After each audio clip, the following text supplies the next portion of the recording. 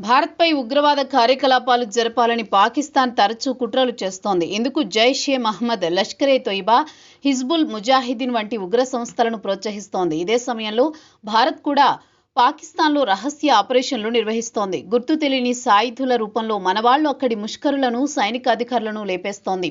దీంతో పాక్ షాక్ అయింది. భారత్లో ఉగ్ర చర్చల్లో పాలుపంచుకున్న పలువురు తీవ్రవాద నాయకులు ఇటీవల పాకిస్తాన్లోని అనుమానాస్పద పరిస్థితుల్లో మృతి చెందుతున్నారు. కొన్ని సందర్భాల్లో అనారోగ్యంతో చనిపోయినట్టు చెప్పినా చాలా సందర్భాల్లో గుర్తు తెలియని వ్యక్తుల కాల్పుల్లో కూలిపోయిన ఘటనలు పెరిగాయి.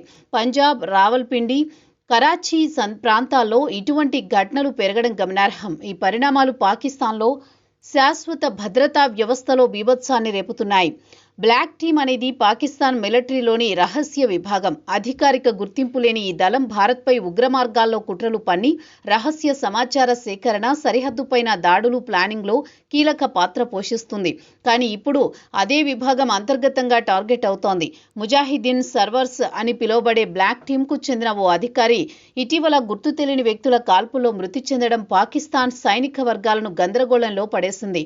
పాకిస్తాన్లోని ఐఎస్ఐ, మిలిటరీ, ఉగ్రవాద సంస్థల మధ్య గుప్తవర్గ రాజకీయాలు ఈ హత్యల మధ్య దాగి ఉన్నాయని విశ్లేషకుల అభిప్రాయం. ఒకవైపు ఉగ్రనిధులకు సంబంధించిన వివాదాలు, మరోవైపు అంతర్జాతీయ ఒత్తిడి, ఈ రెండూ కలిసి అంతర్గత ఘర్షణలకు దారితీస్తున్నాయి.